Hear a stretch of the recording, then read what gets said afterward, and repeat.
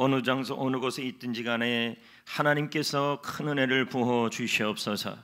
하나님, 오늘 이 자리에 있는 성도들에게 또 함께하는 모든 성도님들에게 하나님이 주시는 마음을 보게 하시고 알게 하여 주시고 또 하나님 말씀 안에 소망과 희망을 갖게 하여 주시옵소서. 예수님의 이름으로 기도합니다. 아멘. 서로 인사합시다. 응원합니다. 성도 여러분, 배에는 방향키라는 것이 있습니다. 그 키에 따라서 배가 이렇게 움직여 가는 것입니다. 우리는 그 배를 통하여 느끼는 것은 배는 그냥 움직이는 것이 아니라 저 작은 방향키를 따라서 움직여 가는 것을 알 수 있는 것입니다. 그런데 여러분, 우리 인생에도 방향키가 있습니다. 그것이 무엇이냐면 바로 태도입니다. 오늘 말씀의 배경은, 오늘 말씀의 제목은 태도는 인생의 방향키이다라는 제목입니다. 배경은 이렇습니다. 말씀의 배경은 이렇습니다. 모세는 죽기 전에 모압 평지에서 이스라엘 백성들에게 하나님의 말씀을 가르쳐 줍니다. 바란 광야에서 가데스바냐 앞에 있는 그 광야에서, 바란 광야는 가데스바냐라는 곳에서 그곳에 있는 광야인데요, 38년 동안 그렇게 뺑뺑 도는 거예요. 우리는 이 광야를 여기 갔다 신광야 갔다 수르광야 갔다가 에돔광야 갔다가 이런 줄 아는데 그 밑에 있는 바란 광야에서 38년을 돌아요. 돌다가 그 출애굽한 부모 세대들은 모두 다 죽게 되고 자녀 세대가 남게 되죠.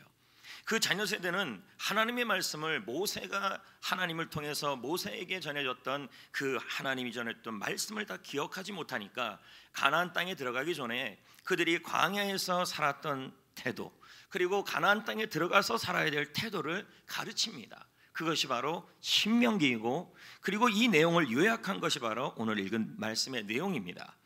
이 말씀은 너희들 지금 광야에서 살아왔는데 어떻게 내가 너희들을 그들을 하나님이 어떻게 인도했고 어떻게 너희들을 인도했는지를 전하고, 또 적과 꿀이 흐르는 그 가나안 땅에 들어가서 어떻게 살아야 될지를 알려주는 말씀이죠. 여기서 이 핵심이 나오는데 그것이 바로 태도입니다. 태도는 광야에서도 중요하고 축복의 땅에 들어가서도 중요한 게 이 태도라는 것입니다. 왜냐하면 하나님은 태도를 보시기 때문인 것입니다. 16절 말씀을 다 같이 읽어 보겠습니다. 시작. 내 조상들도 알지 못하던 만나를 광야에서 내게 먹이셨나니 이는 다 너를 낮추시며 너를 시험하사 마침내 내게 복을 주려 하시며니라. 돌아온 삶을 얘기하는 거예요. 너희들 광야에 있지 않았냐? 그곳에서 먹을 것이 없었지 않았냐? 물도 없지 않았냐? 그 광야는 하나님이 도와주지 않으면 먹을 수 없고 살 수 없는 곳이었다. 그러면서 말씀하는 겁니다. 너희들 겸손하게 하나님을 의지하고 하루하루 살아갈 때, 광야에서 하루하루 살아갈 때 내일 무슨 일이 일어날지 모르고 내일 뭘 먹고 무슨 음식을 먹을지에 대한 늘 걱정과 염려가 있다라는 거예요. 그럴 때 하나님은 뭐라고 얘기하냐면, 그런 상황에 처해질 때마다 나는 너희들에게 만나가 오냐 안 오냐를 테스트한 게 아니라, 너희들의 환경과 광야라는 그 상황을 테스트한 게 아니라 너희들의 그 태도를, 낮추셨다라는 말은 하나님 도와주셔야 합니다라는 그 태도를 하나님은 시험하셨다고 말합니다.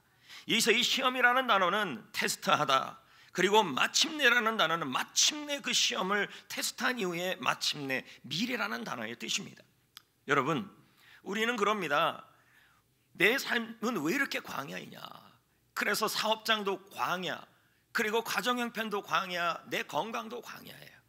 이 광야에서 하나님은 내 건강 상태가 보다, 그리고 내 환경이 광야, 내 사업장이 광야, 그래서 내일 어떻게 살아가야지 내일 어떻게 살아가야 좋을지 모르는 상태가 광야예요. 근데 주님은 지금 우리의 환경이, 지금 나의 건강이, 나의 가정이, 나의 사업장이, 지금 이 코로나라는 이 상황이 광야라는 상황 속에서 주님이 보시고 싶은 것은 광야라는 이 환경이 아니라 바로 여러분의 태도를 테스트한다는 말입니다. 그리고 그 태도를 테스트하고 마침내라는 말은 미래예요. 미래를 인도하신다 이 말입니다. 여러분, 태도는 정말 중요합니다.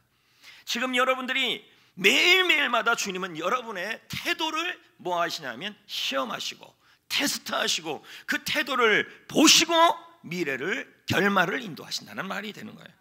과연 여러분은 지금 어떻습니까?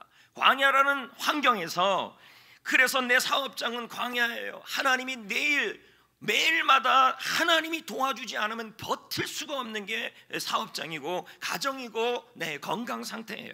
그러나 주님은 뭐라 그러냐면 지금 내가 갖고 있는 것을 테스트하는 것이 아니라 너희들이 얼마나 낮추시는지 얼마나 낮아지는지 그 태도를 시험하시겠다고 지금 설명하고 있는 거예요. 여러분, 날마다 하나님은 오늘도 여러분이 광야에 있든 아니면 이스라엘 백성들이 곧 들어갈 그 가나안 땅, 뭔가 이제는 농사도 지을 수 있고 뭔가 일을 이룰 수 있는 그곳에 들어가서 하나님이 원하시는 것은 여러분들의 테스트를 여러분의 태도를 시험하신다는 것입니다. 장경철 교수는 책에서 말합니다. 우리의 삶에서 태도가 중요하다. 왜 태도가 중요하냐면 태도는 미래의 방향을 결정짓기 때문이다. 그러면서 이 교수님이 그럽니다. 나는 강의 시간에 떠드는 학생들을 보면서 강의하지 않는다. 왜냐하면 그 떠드는 학생들을 보면 강의가 집중되지 않는다. 그러면 강의할 때 누구를 보냐 했더니 강의에 집중하는 학생들을 보거나, 그리고 지금 떠들지 않는데 앞으로 떠들 것 같이 생긴 게 아니죠. 앞으로 떠들게 될 학생들을 눈여겨본다라는 것입니다. 그러면서 앞으로 떠들게 될 학생들은 지금은 떠들지 않아요. 당장은 떠들지 않아요. 하지만 여러분, 떠들기에 앞서 어떤 특징이 보인다는 거예요. 영화에도 예고편이 있는 것처럼 이 행동에도 예고가 나온다는 거예요. 그래서 떠들려고 하는 학생은 이제 잠시, 지금은 안 떠드는데 곧 떠들려고 하는 학생들은 어떤 학생들이냐면 강의를 하는데 어깨가 교수님을 향해 있지 않는 거죠. 약간 이렇게 틀어져 있어요. 이렇게. 지금 설교도 마찬가지죠. 집중하지 않으려는 사람들은 예고편이 있다는 거예요. 태도가 약간 이렇게 하거나 그런 형태들이 나타난다는 겁니다. 그리고는 이 학생들의 특징은 아래를 보거나, 그리고 같이 떠들고 싶은 아이들을 이렇게 보거나, 이 행동이, 이 태도들이 살짝 틀어져 있다는 것입니다. 그 모습을 보면 미래가 보인다라는 그런 것이 된다는 것입니다. 성도 여러분, 이와 같이 하나님 역시도 날마다 우리의 태도를 보시고 그 태도를 시험하시고 그 태도를 테스트하시고 그 태도를 보시고 미래를 인도하신다는 거예요. 어떻게 인도하실까요? 16절 말씀을 다시 한번 볼까요? 다 같이 읽어볼까요? 시작. 너를 시험이란 말은 테스트예요. 너희의 태도를 시험한다는 거예요. 광야에서도 지금 사업장, 직장, 일터, 가정이 하나님이 도움이 없으면 살 수 없을 그때 하나님은 여러분의 지금 뭘 보시냐면 태도를 테스트하고 있다는 말이에요. 그리고 마침내라는 의미는 또 다른 의미가 들어있어요. 이 뜻은 미래라는 의미도 들어있지만 또 다른 의미는 결말이에요. 그리고 복을 준다는 말은 잘되게 하심이죠. 그러니까 뭡니까? 하나님은 광야에서도 우리의 태도를 보신다는 거. 어떻게 여러분이 태도를 갖느냐, 그 태도를 보시고 미래의 결말을 인도하신다. 미래의 결말을 잘되게 하신다. 이게 만군의 여호와 살아계신 하나님의 말씀이에요. 또 가나안 땅에 들어가서 뭔가 일이 좀 풀릴 때, 사업이 좀 돼요, 직장이 좀 돼요, 가정이 좀 돼요, 그럴 때도 하나님은 여러분을 뭐 하시냐면 테스트를 하신다는 거예요. 태도를 테스트한다는 거예요. 과연 여러분의 태도가 거기에서도 계속 올바른 태도이면 지금 가나안 땅에서 뭔가 되어지는 환경에서도 하나님이 더 결말을 해피엔딩이 되게 하신다는 말이에요. 여러분, 하나님이 이스라엘을 이집트에서 이끌어냈을 때 그들의 태도는 좋지 못했습니다. 원망이었습니다. 하나님은 그들을 통해, 아브라함을 통해서 말하기를 천하 만민이 너를 통해서 복을 받으리라는 비전을 주었습니다. 하지만 이들이 종살이를 하면서 이 사실을 잊어버렸습니다. 왜요? 사는 게 너무 힘드니까 태도가 나빠졌습니다. 하나님에 대한 이런 하나님은 이런 태도로는 위대한 민족을 만들 수가 없었습니다. 그래서 그들의 태도를 바꾸기로 작정했던 것이 광야였습니다. 에모스는 말합니다. 미래는 태도를 준비한 자들에게 속해 있다. 태도가 너무 중요하다는 거예요. 왜 나는 요즘 광야입니까? 나는 요즘 왜 사업장에 좀 됩니까? 나는 왜 요즘 이렇게 아픕니까? 나는 요즘 왜 먹고 사는 게 너무 힘듭니까? 하루하루 근근히 사는 것도 너무 힘듭니다. 나는 왜 요즘 좀 풀립니까? 이런 상황에서도 하나님이 보시는 것은 날마다 여러분의 태도를 시험하신다, 테스트하신다. 그래서 그 태도를 보고 미래의 방향을, 미래의 결말을 인도하신다.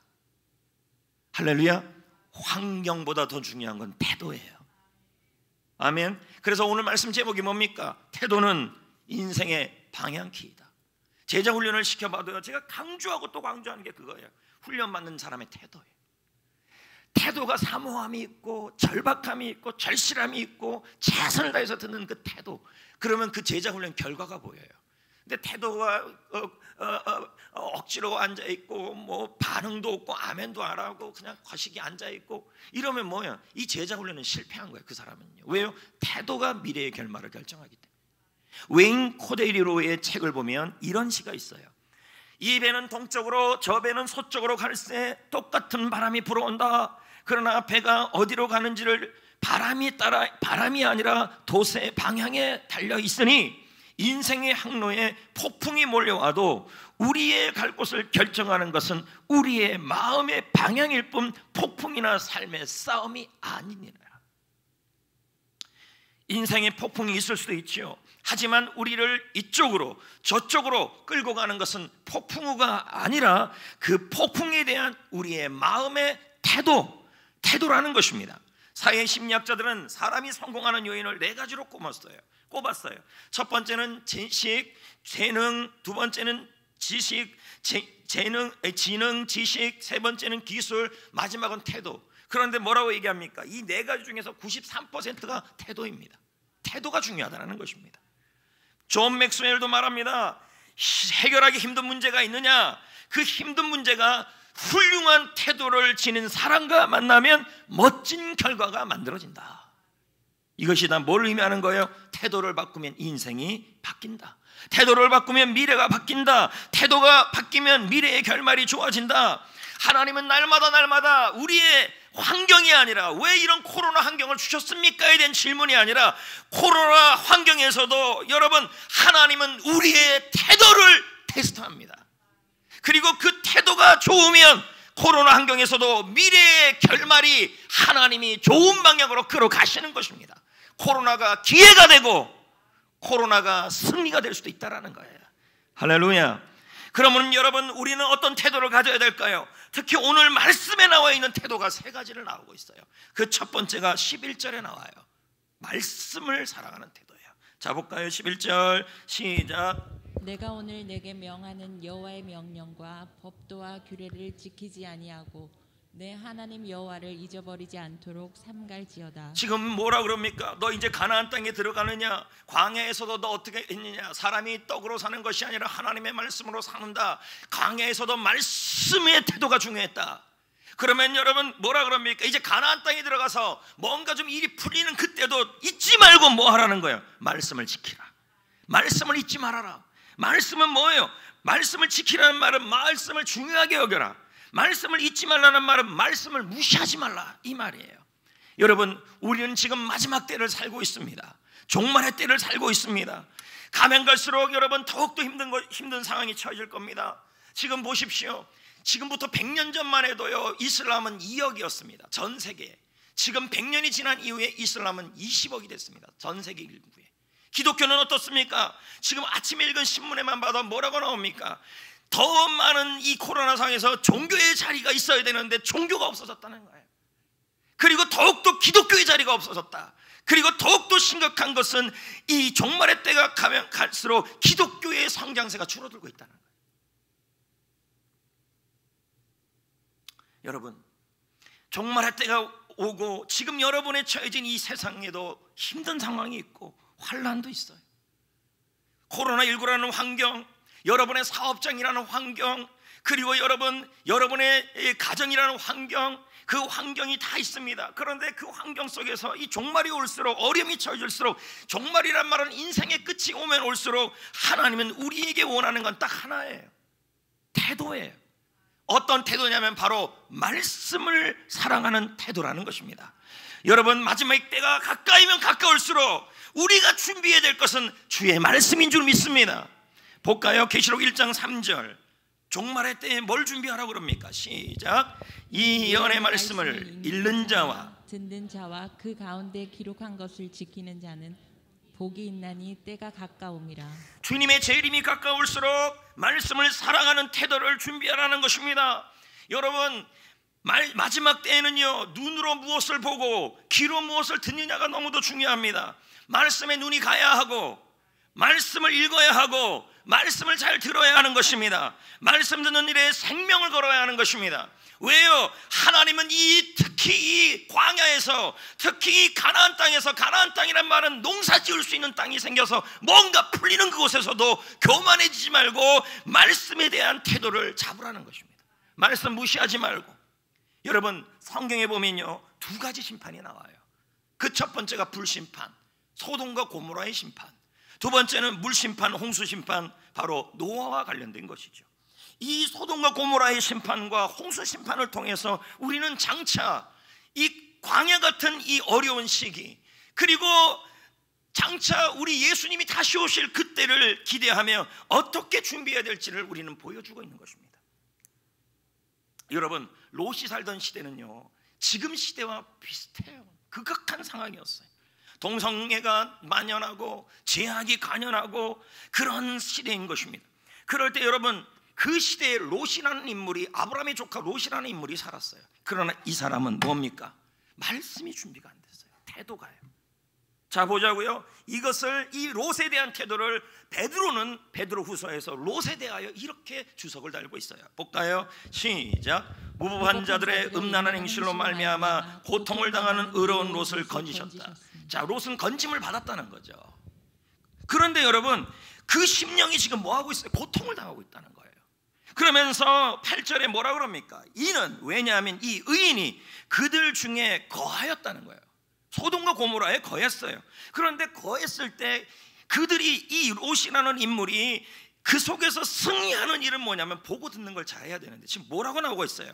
저 소돔과 고모라의 불법한 행실을 보고 들음으로 그 의로운 심령이 상했다고 나와요. 여러분, 보자고요. 롯은 의롭지만 소돔과 고모라 사람들의 불법한 행실을 보고 들은 것입니다. 보고 듣는 것이 뭡니까? 종말이 올수록, 여러분, 삶이 점점 무너져 갈수록, 코로나19라는 그런 상황이 올수록 우리가 해야 될 일은 불법한 행실을 보고 듣는 것이 아니라, 그걸 듣는 게 아니라는 거예요. 소돔과 고모라 사람이 저러면 안 되는데 라는 건 알았어요. 그래서 괴로워했어요. 근데 괴로워만 하지 힘이 없어요. 왜일까요? 그가 보고 들은 것이 뭔데요? 불법한 행실이라는 거죠. 매일 핸드폰을 이렇게 검색하면서 그것을 보고 그것을 듣고, 롯이 소돔과 고모라 속에서도 건짐을 받았지만, 그가 소돔과 고모라 속에서도 심령이 고통받고 있었지만, 그 심령을, 그 동성연애가 지내가는 그 상황에 대해서 고통스러워했지만 이겨낼 수는 없었다는 거죠. 왜요? 그는 보고 듣는 게 무너졌어요. 불법을 보고, 불법한 행실을 보고 들었다는 거예요. 반면에 노아는 어떻습니까? 노아의 시대도 소돔과 고모라처럼 부패했습니다. 오죽하면 하나님이 사람을 만든 것을 한탄했을까요? 죄악이 가득하고 포악이 가득했어요. 그럼에도 불구하고 롯을 건지듯이 하나님이 노아도 구원해냈습니다. 그러나 노아는 롯과 달랐어요. 노아는 하나님이 그와 동행했다고 성경에 나와요. 창세기 6장 9절입니다. 읽어봐요. 시작. 노아는 하나님과 동행하였으며. 어떻게 해요? 6장 22절. 노아가 하나님이 자기에게 명한 대로 다. 그럼 하나님과 어떻게 동행했다는 말이에요? 말씀을 보고 말씀을 들었다는 말이에요. 성도 여러분, 롯과 노아가 종말을 준비하고 내 상황이 종말 같은 상황 속에서, 나의 상황이 광야 같고 어렵고 힘든 상황에서도 이 하나님과 동행하는 방법이 뭐였냐면 다른 게 아니었대요. 환경이 아니었다는 거예요. 앞으로 더 많은 고통이 온다 해도 롯은 뭐였냐면 불법한 행실을 보고 들었고, 노아는 그 상황에서도 불법한 행실을 보고 들은 것이 아니라, 뉴스만 보고 들은 것이 아니라 말씀을 보고 말씀을 듣고 말씀을 지키는 태도를 가졌다는 거예요. 여러분, 태도가 살아있으면, 말씀에 대한 태도가 살아있으면 심판의 때가 와도, 종말의 때가 와도, 내 상황이 물질적으로 어려운 상황이 와도 하나님이 동행하셔서 승리할 줄 믿습니다. 태도, 하나님은 오늘도 여러분에게 테스트해요. 광야에서는 만나를 줌으로써 너희들은 아무것도 아니다, 내가 돕지 않으면 살 수 없다, 그러니까 하나님만을 의지하라는, 말씀만을 의지하라는 광야에서의 태도예요. 죽으나 사나 사업장에서 하루하루 버티고 직장생활에서 하루하루 버티는 것도 힘들어도 끝까지 우리는 뭐 해야 되냐면 말씀을 보고 말씀을 듣고 말씀을 붙드는 태도를 붙들어야 해요. 그래야 무너지지 않아요. 보자고요. 마태복음 7장 24, 27절을 볼까요? 누구든지, 시작, 누구든지 나의 이 말을 듣고 행하는 자는 그 집을 반석 위에 지은 지혜로운 사람 같으다. 비가 내리고 장수가 나고 바람이 불어 그 집에 부딪히되 무너지지 아니하리니 이는 주추를 반석 위에. 그 다음 또 뭐예요? 나의 말을 듣고 행하지 아니하는 자는 그 집을 모래 위에 지은 어리석은 사람 같으니 비가 내리고 장수가 나고 바람이 불고 그 집이 부딪혀도 무너져 내리리라. 무슨 말씀일까요? 이 말씀은 세상을 살아가는 성도의 태도를 말하고 있는 것입니다. 지금 여러분 광야에 있습니까? 아니면 곧 있을, 하나님이 좀 더 상황을 좋아해서 가나안 땅에 들어갈 상황입니까? 그러나 그 땅에 들어가니 적도 있고 어려움도 있습니까? 또 이 말씀은 마지막 때를 살아가는 성도의 태도를 말하고 있는 것입니다. 하나님은 우리에게 말씀해 주셨습니다. 비가 내리고 장수가 나고 바람이 부는 상황은 믿는 자나 안 믿는 자나 성도나 믿음 없는 자나 모두 오는 것입니다. 그러나 여러분, 마지막 때를 준비하는 사람은, 종말을 준비하는 사람은, 하루하루를 살아가는 사람은, 광야에서 살아가는 사람은 뭐가 중요하냐면 태도가 살아있는데 말씀을 보고 말씀을 듣고 말씀을 행하는 사람이라는 것입니다. 반대로 모래 위에 집을 지은 사람도 있어요. 여러분, 아무리 지금 여러분의 상황이, 회사가 좋아지고 직장이 좋아지고 일터가 좋아진다 할지라도요, 여러분 말씀을 듣고 말씀을 지키고 말씀을 사랑하고 말씀을 중요하게 여기는 태도가 없다면 모래 위에 지은 거라는 거예요. 여러분, 말씀을 듣는다라는 것은 귀로 집중해서 들으라는 얘기예요. 그리고 말씀을 듣는다는 것은 눈으로 들으라는 얘기예요. 목사님을 보라는 얘기죠. 저를 보라는 것이 아니라 저를 통해 전해지는 말. 여러분, 예전에 승정원 승지가 어명이요 천명이요 할 때 뭐예요? 승정원 승지 앞에 항하여 있는 거죠. 왕의 어명이니까.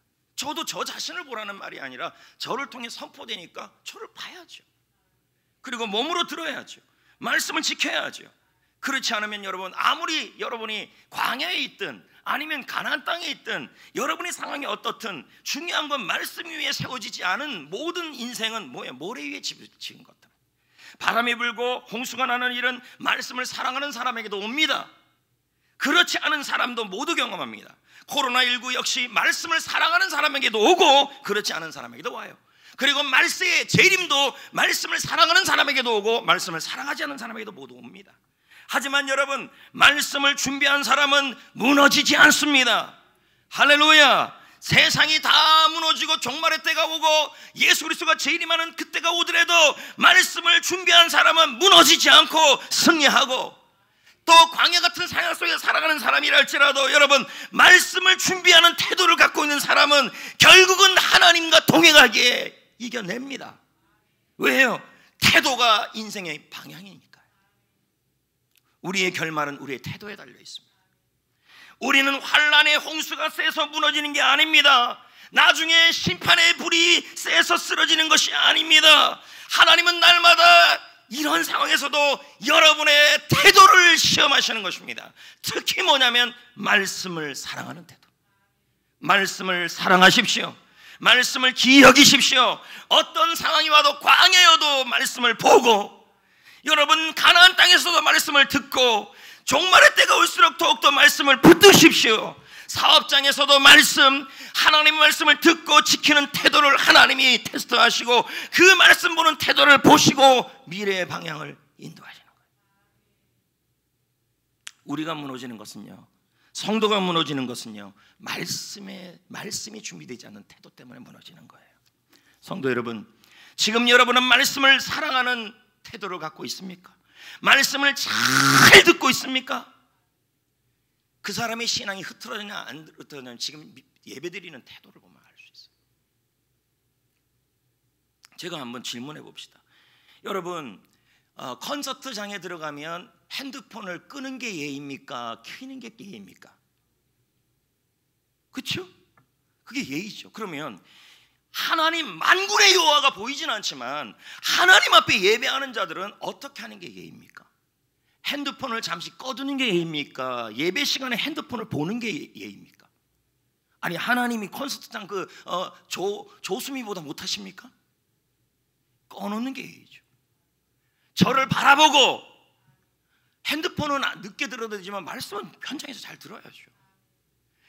말씀을 준비하고 말씀을 잘 듣고 말씀을 열심히 보고 말씀을 열심히 훈련받는 말씀을 지키는 그 태도를 하나님이 날마다 테스트하시고 그 태도를 보시고 여러분의 미래의 방향을 결정한다는 거예요.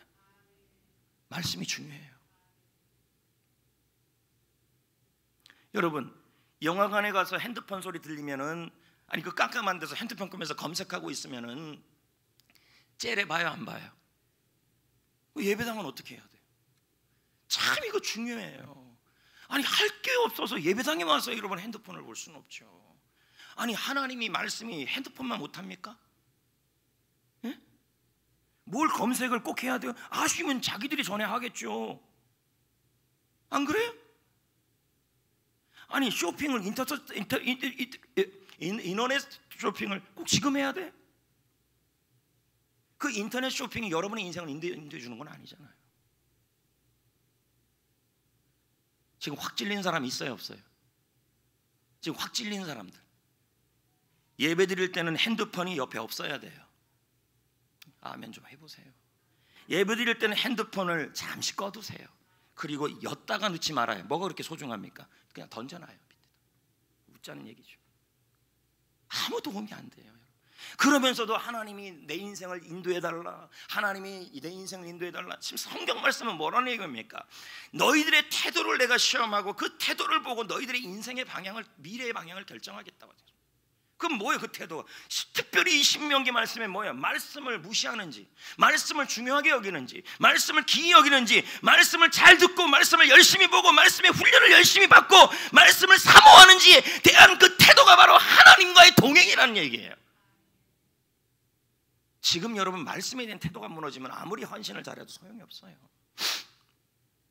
말씀에 대한 태도가 내 인생의 방향키예요. 그래서 훈련 받을 때도요, 하나하나에서 훈련 들어오는 사람들은요 변화 안 됩니다.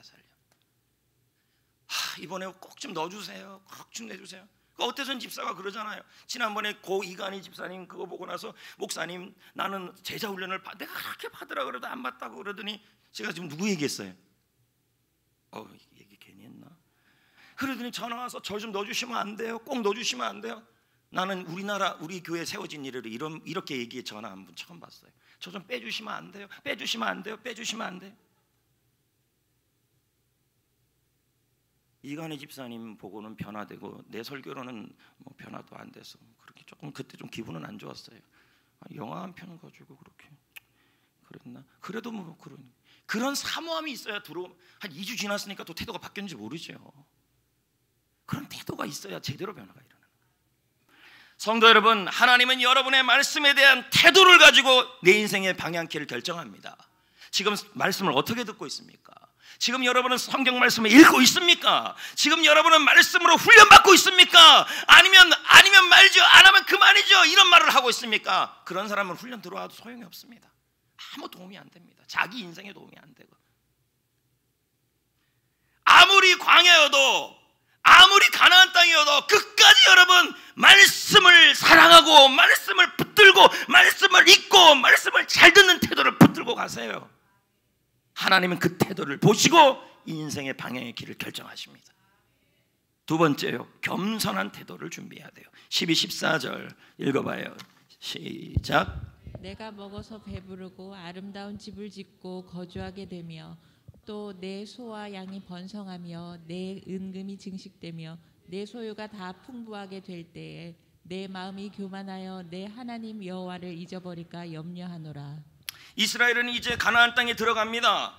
광야의 때와 달리 음식이 이제는 풍부해요. 왜요? 농사 지을 수 있으니까, 집도 지을 수 있으니까, 번성하니까, 조금 많아지니까. 그러니까 뭐예요? 이제 교만해지는 것입니다. 그래서 하나님이 있는 거예요. 그래서 그들이 이렇게 고백하는 거예요. 17, 18절에 뭐라고 고백하는지 보자고요. 내가 마음에 이르기를 내 능력과 내 손의 힘으로 내가 이 재물을 얻었다만. 그런 분들이 있다는 거예요. 요즘 사업이 좀 돼요. 일터가 좀 돼요. 코로나인데도 우리는 좀 뭔가 돼요. 그러니까 뭐예요? 야, 내 능력으로, 내 손의 힘으로 이걸 얻었다, 이렇게 말한다는 것입니다. 그러자 18절에 하나님이 뭐라 그래요? 너희들이 이제 그런 상황이 돼도 여호와 하나님을 기억하라. 그가 너희에게 재물 얻는 능력을 주셨기 때문에 너희들이 지금 이만큼 얻어서 복을 누리는 것이다. 하나님을 기억해라. 이게 뭐예요? 바로 겸손이란 얘기예요. 겸손이란 말이 뭐예요? 흙에서 나온 거 아닙니까? 인간이라는 것은 뭐라는 거예요? 흙이다. 인간은 흙으로 만들어졌다. 흙처럼 겸손한 태도를 가져야 한다. 그리고 흙이니까 아무 힘이 없죠. 거기다가 하나님이 뭘 집어넣었어요? 생기를 부어넣었어요. 그건 뭐예요? 하나님의 영이 임하고 하나님 없이는 살 수 없는 존재임을 깨닫는 태도가 하나님이 원하는 태도라는 거예요. 사업을 해도, 직장 생활을 해도, 가정을 끌어가도 나는 아무것도 아닙니다. 나는 내 자아는 죽었습니다. 주님이 아니면 나는 해낼 수가 없습니다. 주님 도와주시옵소서 라는 태도를 언제 가져야 돼요? 사업이 좀 될 때도 가져야 되고, 그리고 자녀들이 좀 될 때도 가져야 되고, 그리고 광야에서 아무것도 안 될 때도 그렇게 가져야 합니다. 어떤 분은 그럽니다. 자신의 사업장이, 자신의 일터가 너무 안 되니까 나는 아무것도 아니에요, 나는 못해요, 여기서 끝내는 분들이 있어요. 그래서 나는 하나님이 필요합니다라고 가야 이게 겸손이에요. 하나님은 이 태도를 테스트하시는 것입니다.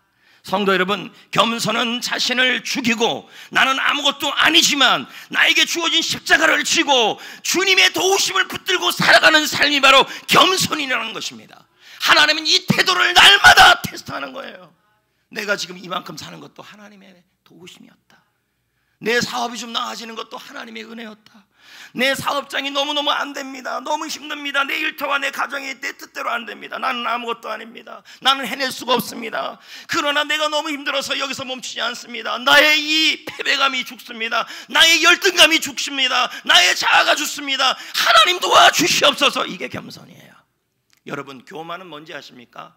열등감도 교만이에요. 사업이 너무 힘들어요. 가정이 너무 힘들어요. 일터가 광야예요. 그런데 뭐라 그래요? 나는 아무것도 아니야. 나는 못했어. 나는 못 나왔어. 나는 해낼 수가 없어. 자꾸 나가 나와요. 열등감이란 결국 뭐냐면 하나님을 기억하지 못해요. 다 내가 못해서 그래, 내가 안 돼서 그래, 그러면서 나는 아무것도 아니야. 근데 여러분, 그러면서 나가 나오는데, 그래서 나는 하나님이 도와줘야 되고 하나님 안에서 나의 이 열등감도 죽여야겠다고 고백해야 그게 겸손이에요. 열등감도 교만입니다, 여러분. 왜요? 내가 못한다고 자꾸 나오니까요. 나는 못하고 나는 못하지만 하나님이 도와주셔야 한다. 이게 겸손한 태도예요. 여러분, 야고보서 4장 6절에도 말합니다. 더욱 큰 은혜를 주신대요. 그러므로 일러스되 하나님은 교만한 자를 물리치시며 겸손한 자에게 은혜를 주신다. 여러분, 하나님은 겸손한 자에게 은혜를 더욱더 크게 주신다는 거예요. 하나님은 교만한 자를 너무 싫어해요. 교만이라는 건 뭘까요? 나의 자아가 살고 나의 열등감, 나의 자존심, 나의 제약, 나의 자아, 이 모든 것이 죽고 하나님 겸손이라는 것은 하나님, 나는 그래서 하나님의 도우심이 필요합니다. 하나님 도와주시옵소서. 이렇게 치고 가는 사람이 바로 겸손한 사람이에요. 근데 그 반대가 있는 사람들은 하나님 미워해요. 잠언 16장 5절 시작. 무릇 마음이 교만한 자를 여호와께서 미워하신다. 피차 손을 잡을지라도 벌을 받는다. 여러분, 지금 여러분이 잘났냐 못났냐를 묻는 게 아니에요. 나는 못났다. 광야에서도 나는 부족하다. 그래서 나는 아무것도 못한다. 딱 멈춰버리면 뭐가 되는 거예요? 이건 열등감이에요. 그리고 뭐예요? 패배의식이에요. 그럼 뭐예요? 패배의식이라는 말은 그 속에서 뭐가 들어있어요? 내가 못해서 이렇게 됐다고 자꾸 생각하니까 뭐가 되는 거예요? 내 힘으로가 나와요. 이건 교만이 있죠. 그럼 뭐 해야 돼요?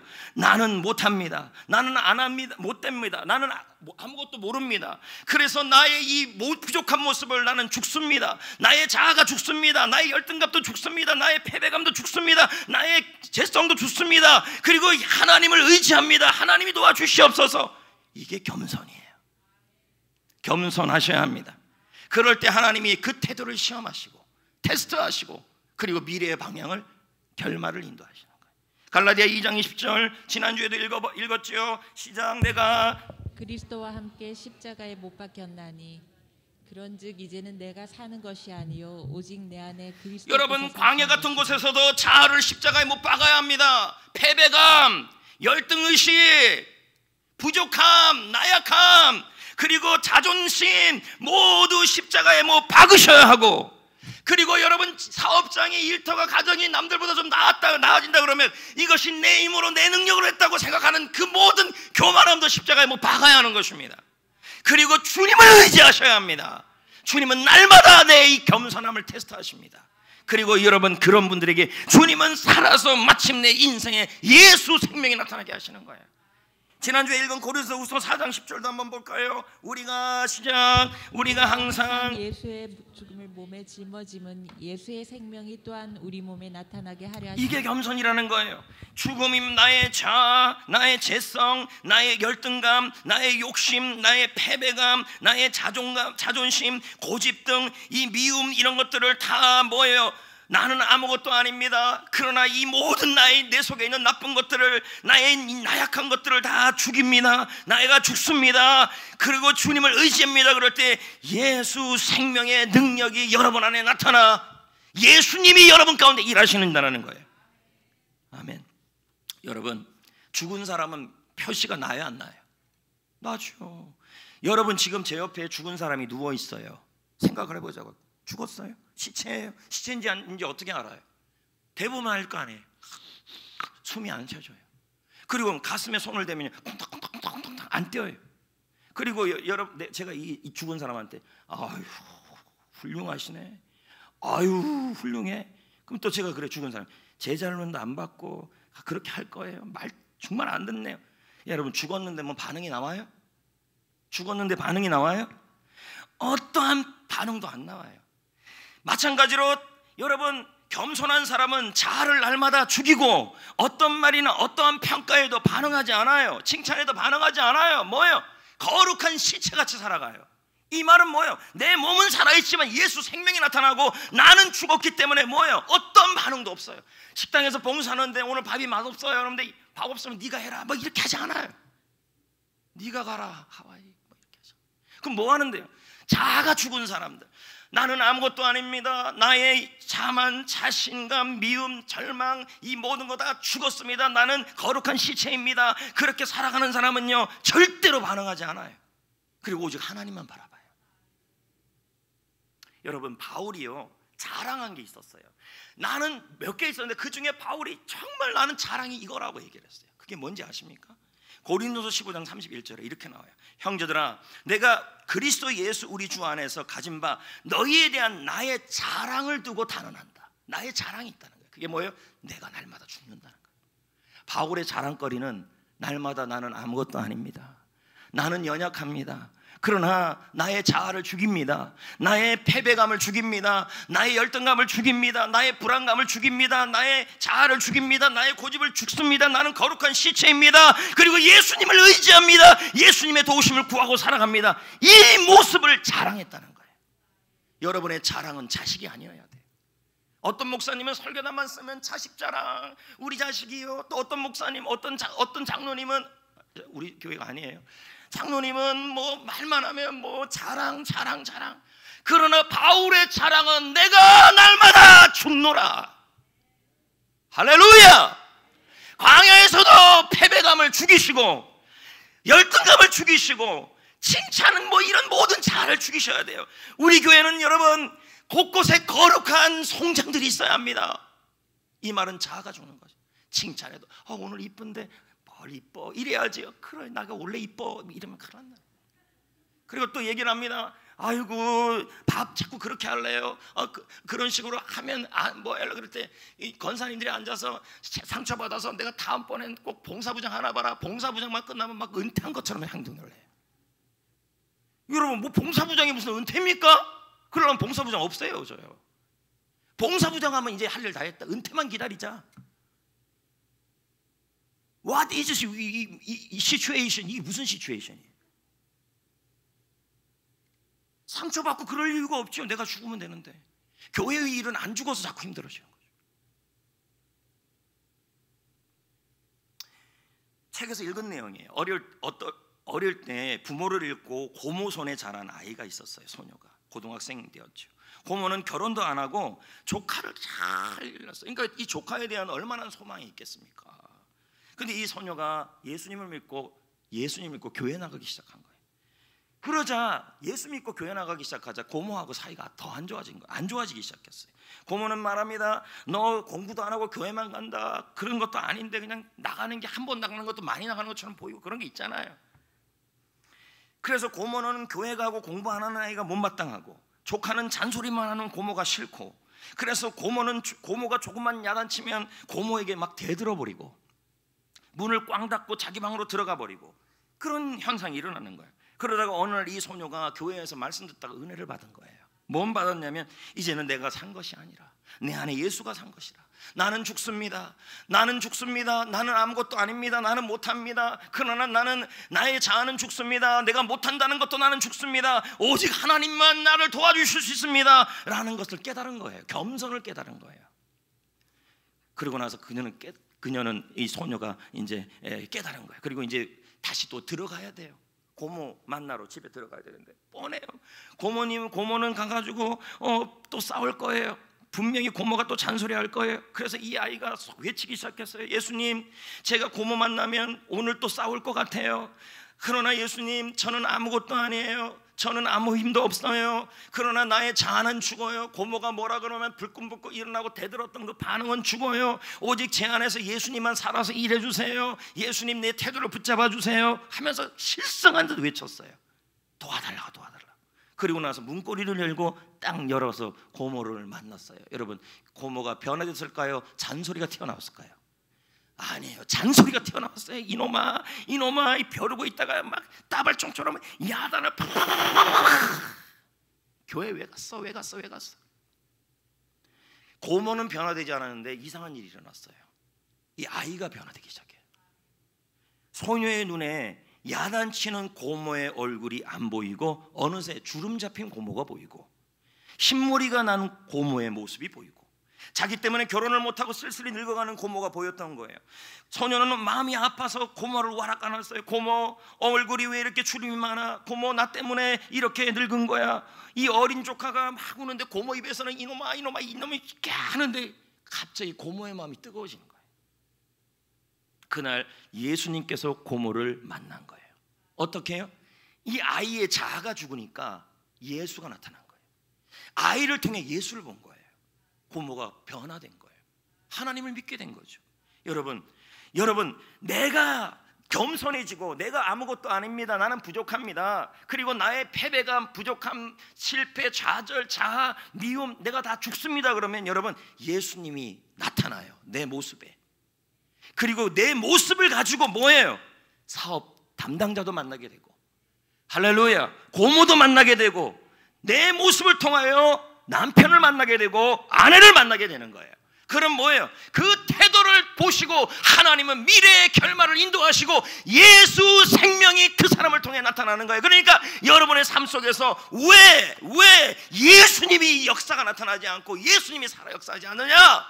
자아가 너무 세요. 미움, 고집, 패배의식, 열등감, 죄책감 다 너무 세요. 나는 아무것도 아니에요. 나는 죽었어요. 이럴 때 여러분, 예수님이 내 모습 속에 나타나서 고객들을 만날 때도 고객이 날 보는 게 아니라 예수님을 보게 되고, 할렐루야.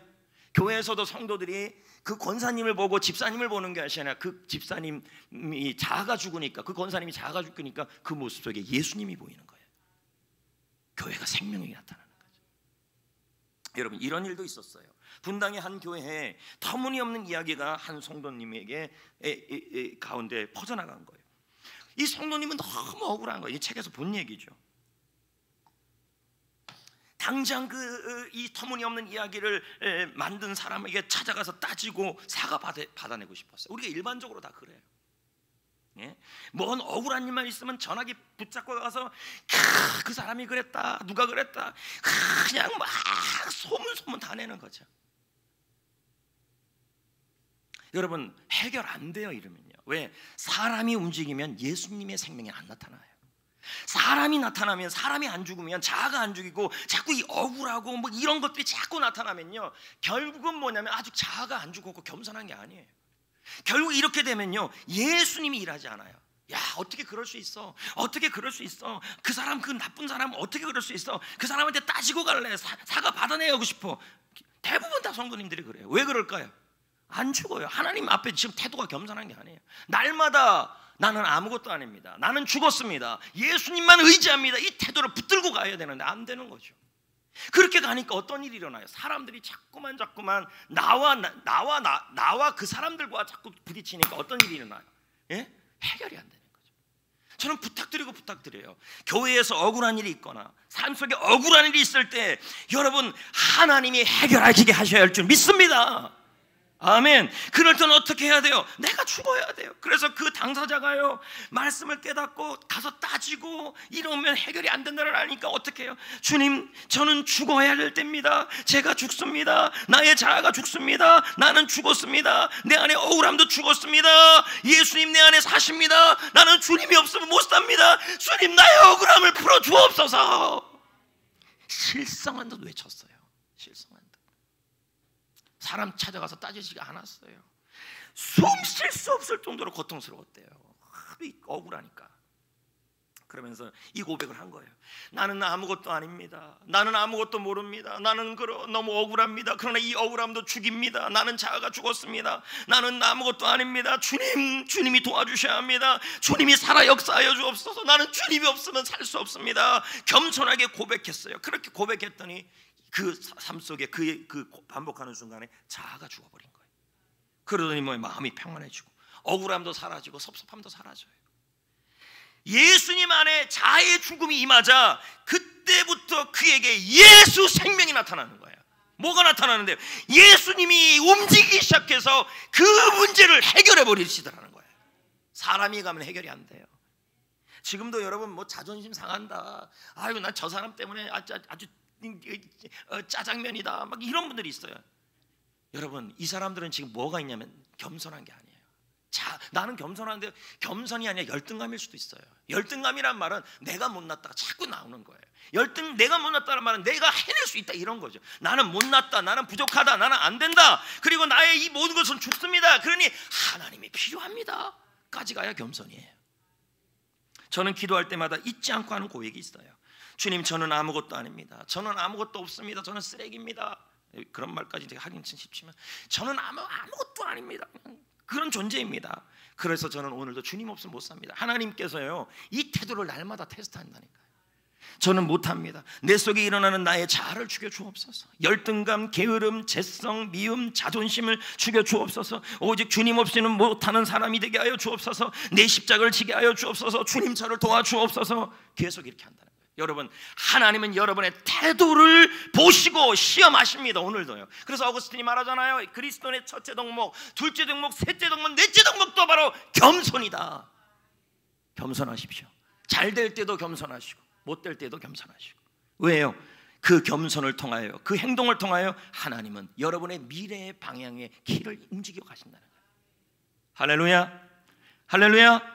잠언 22장 4절을 볼까요? 시작. 겸손과 여호와를 경외함의 보상은 재물과 영광과 생명이라. 그러므로 날마다 여러분의 행동이, 자랑이 예수 안에서 나는 죽었습니다, 나의 패배감, 열등감, 게으름, 재성, 미움, 자존심, 내가 죽어야 예수님이 살아나셔서 우리의 삶 속에서 나의 미래의 결말을 인도하여 주시는 거예요.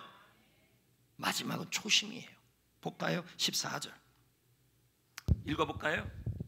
내 하나님 여호와를 잊어버릴까 염려하노라. 하나님은 광야에서 이스라엘을 먹이셨어요. 하늘에서 만나를 주셨어요. 처음 만나를 먹었을 때 얼마나 좋아했겠습니까? 이게 뭐야? What is this manna? This is manna, that is manna, it is manna. 만나 식당 어마어마하게 좋았어요. 그때 그 하나님이 주신 은혜와 감격을 뭐라 그래요? 처음 마음이에요. 처음 은혜예요. 근데 우리는 다양한 이유로 이 하나님이 향한 처음 마음을 잃어요. 사는 게 광야 같아서, 사는 게 너무 잘 돼서 이 처음 마음을 잊어요. 처음 햇빛꽃 왔을 때의 마음, 처음 햇빛꽃 왔을 때의 마음, 처음 은혜 받았을 때 그 마음, 처음 성전교회 왔을 때 그 마음, 그 처음 마음을 다 잃어버려요. 주님은 날마다 하나님을 잊어버리지 말라 그래요. 초심을 태도를 가지라 그래요. 그 태도를 보시고 미래를 이끌어 가신다는 거예요. 저는 텔레비전 프로그램 골목식당을 보면서 느낀 게 하나 있어요.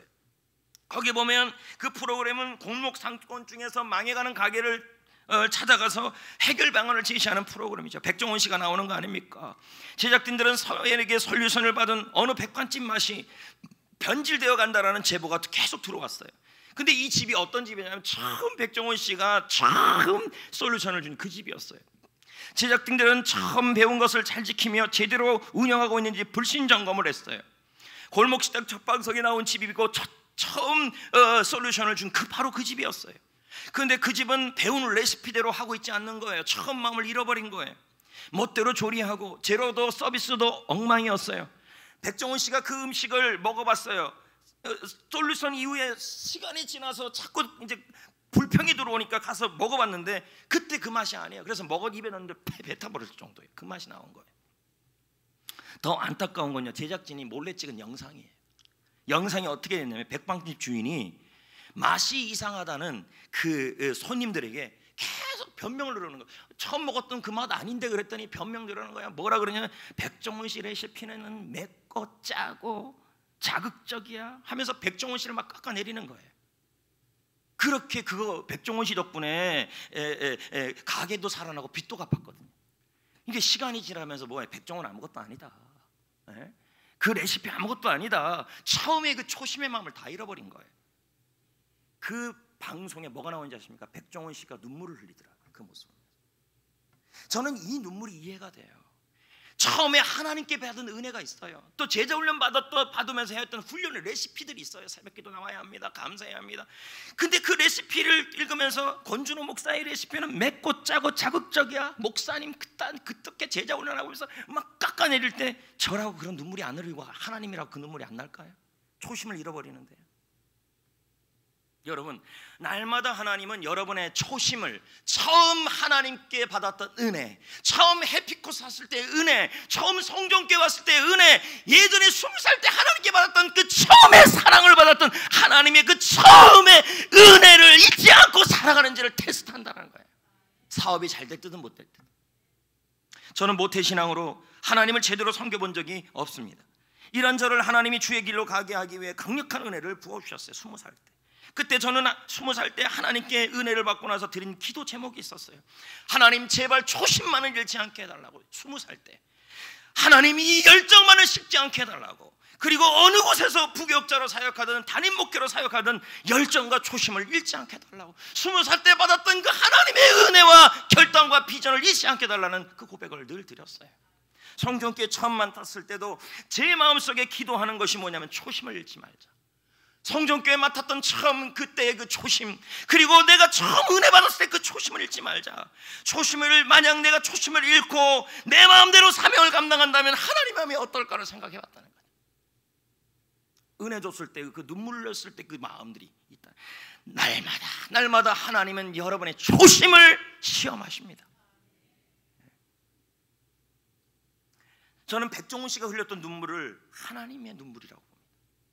레시피 다 알려줬는데 제자 훈련 수료한 사람은 이렇게 해라, 예배 드릴 땐 이렇게 드려라 했는데 초심 다 잃어버려요. 그래서 예배도 엉망으로 드리고 예배 다 빼먹고 그리고 막 안 나오고 훈련도 제대로 안 되고 그때 목사도 울지만 하나님도 우는 거죠. 목회를 하다 보면요 초심을 잃을 상황들이 참 있어요. 저도 그렇습니다. 왜요? 환경이 그럴 때가 있다는 거예요. 수없이 그런 상황들이 와요. 그러면 제가 잠을 못 자요. 네? 제가 여러분 이렇게 좀 사람이 좀 강하게 보이잖아요. 마음은 너무 연하고 좀 부드러워요. 상처 잘 받아요. 그러면 뭐예요? 잠을 못 자요. 강단에 올라와서 울면서 또 기도하는 거죠. 주님, 처음 주님이 주셨던 그 은혜를 다시 주시옵소서.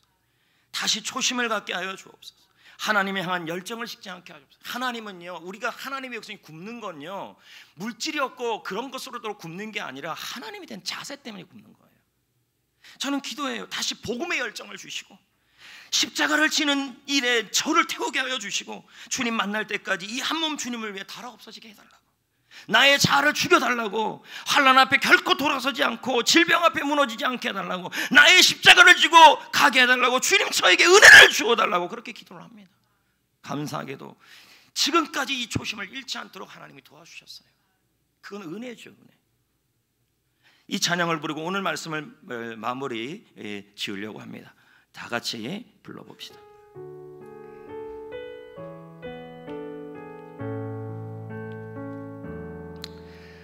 나 주님의 길을 가리라.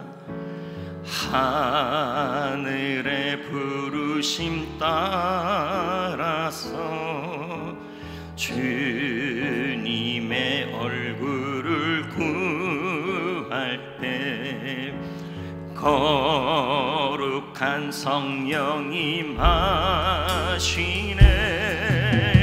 물과 피를 쏟으시